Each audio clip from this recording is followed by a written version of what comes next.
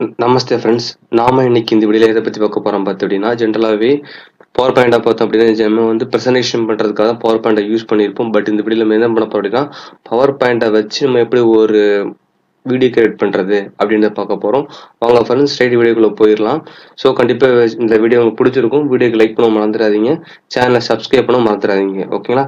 ஸ்ட்ரைட்டா நம்ம டாபிக்ல போயிடலாம். ஜஸ்ட் என்ன பண்ணா பவர் பாயிண்ட் ஓப்பன் பண்ணி பண்ணுங்க. பவர் பாயிண்ட் நீங்கள் ஷார்ட்கட் வச்சுருந்தீங்க, ஜஸ்ட் ஷார்ட்கட் ஓப்பன் பண்ணிக்கோங்க. டெஸ்க்டாப்பில் வச்சுருந்தீங்கன்னா, அப்படி இல்லை அப்படின்னா கிளிக் பண்ணிவிட்டு பவர் பாயிண்ட் டைப் பண்ணிங்கன்னா ஓப்பன் ஆகும். ரைட்டு, லோடிங் ஆகிட்டு இருக்கு. ஸோ இந்த ப்ராசஸ் முடிக்கிறதுக்கு உங்களுக்கு 2 வீடியோ வேணும். சரி, 2 வீடியோ வச்சுக்கோங்க. ஜஸ்ட் ஒரு பிளாங்காக ஒரு ப்ரெசன்டேஷன் ஓப்பன் பண்ணிப்போம். ஓப்பன் பண்ணிவிட்டு மேலே பார்த்தீங்க அப்படின்னா, ஸோ இன்செட்னு ஒரு ஆப்ஷன் இருக்கும். கரெக்டாக நல்லா பார்த்துக்கோ. இன்செட் அப்படின்ற ஒரு ஆப்ஷன், இந்த இன்செட்டை கிளிக் பண்ணிவிட்டு ஸோ லாஸ்ட்டில் பார்த்தீங்க அப்படின்னா வீடியோஸ் அப்படின்னு ஒரு ஆப்ஷன் இருக்கும். அதை கிளிக் பண்ணி வீடியோ ஆன் மை பிசின்னு இருக்குது, இது கொடுத்தீங்க அப்படின்னா ஸோ அந்த வீடியோ ஃபைல் எங்கே இருக்குது ஃபஸ்ட் நமக்கு கேட்கும். சாம்பிளுக்கு பார்த்தீங்க அப்படின்னா 2 வீடியோ ஆக்சுவலி பார்த்தீங்கன்னா, ஃபஸ்ட்டு இந்த வீடியோ V1 இருக்கு இல்லையா, ஸோ இந்த வீடியோ நான் பண்ணேன் ஒரு ஸ்லைட் ஆட் பண்ண போகிறேன்.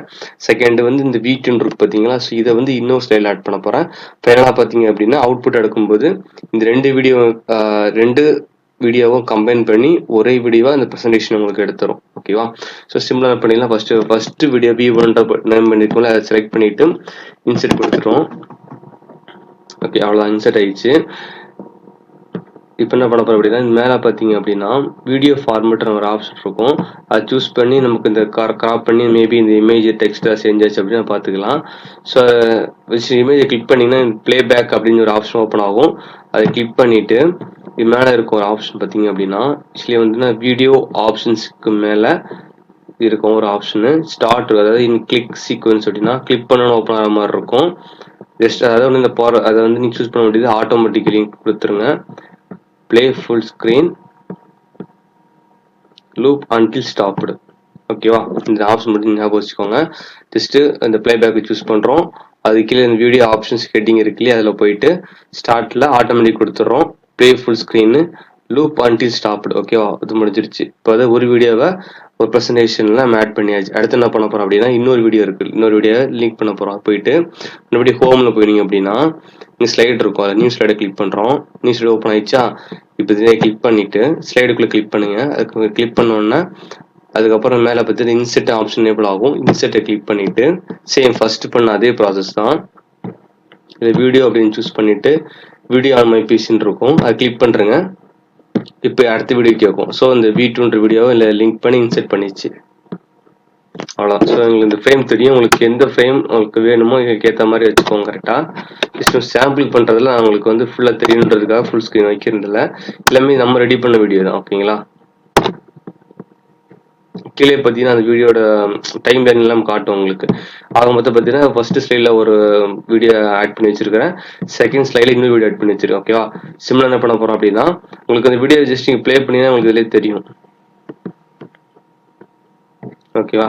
ரைட்டு. இப்போ என்ன பண்ண போகிறோம் அப்படின்னா, நம்ம வந்து இது சேர்த்து ஒரே வீடியோவை கொண்டு வர போகிறோம். ஓகேவா? ஒரே வீடியோ கொண்டு வர என்ன பண்ணோம் அப்படின்னா, ஃபர்ஸ்ட் வீடியோ நீங்கள் பண்ண மாதிரி இதுலேயும் கிளிக் பண்ணிவிட்டு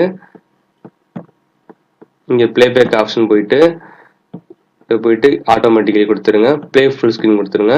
லூப் அன்டில் ஸ்டாப் அதையும் கொடுத்துருங்க. ஓகேவா? கொடுத்துட்டு ஃபைலில் போயிட்டு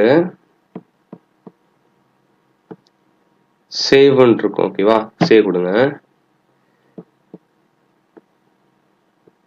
அப்புறம் எந்த இடத்துல லொக்கேஷன் சேவ் பண்ணி கேட்கும், ப்ரௌஸ் பண்ணிவிட்டு இதே ஒரு பார்த்து கொடுங்க. சரிங்களா? ஜஸ்ட் நம்ம வீடியோனால வீடியோ கொடுத்துருப்போம், தெரிய நான் கொடுக்குறேன். வீடியோ கொடுத்துட்டு அதில் வந்து நீங்கள் கேட்கும் என்ன நேம்லன்னு சொல்லிட்டு நம்ம வந்து டியூரோன்னு கொடுப்போம். டியூரோன்னு கொடுத்துட்டு இது முக்கியமான பாயிண்ட் நோட் பண்ணிக்கோங்க. சேவ் அஸ் ஏ டைப் இருக்கு இல்லையா, இதில் வந்து நீங்கள் MP4ன்னு கொடுக்கணும். ஓகேவா? ரைட்டு, அவ்வளோதாங்க. MP4 கொடுத்தாச்சு. சேவ் கொடுத்தீங்க அப்படின்னா ஆட்டோமேட்டிக்காக என்னாகும், கீழே உங்களுக்கு ஒரு கிரியேட்டிங் வீடியோன்னு சொல்லிட்டு லோடிங் ஆகிட்டு இருக்கும். ஓகேவா? ஸோ லோடிங் ஆனப்போ ஆட்டோமேட்டிக்காக ஆகும். நீங்கள் சொன்ன பாத்தில் கண்டிப்பாக அந்த வீடியோ ஃபைல் கிரியேட் ஆயிரும். பேஸ்டாப்பாக நீங்கள் 2 ஃபைல் அட்டாச் பண்ணியிருக்கீங்களா, இந்த 2 ஃபைலோட சைஸை பொறுத்து இந்த கிரியேட்டிங் வீடியோ டைம் டியூரேஷன் உங்களுக்கு வந்து எடுத்துக்கும். ஓகே, மத்தபடி கண்டிப்பா இந்த ப்ராப்ளம் இருக்காது, கரெக்டாக இருக்கும். ஸோ கண்டிப்பாக உங்களுக்கு இந்த வீடியோ பிடிச்சிருக்கும், டிஃப்ரெண்ட்டாக இருக்கும். நிறைய பேர் ஒரு பவர் பாயிண்டை யூஸ் பண்ணி ஒரு வீடியோ கிரியேட் பண்ணியிருக்கோம்.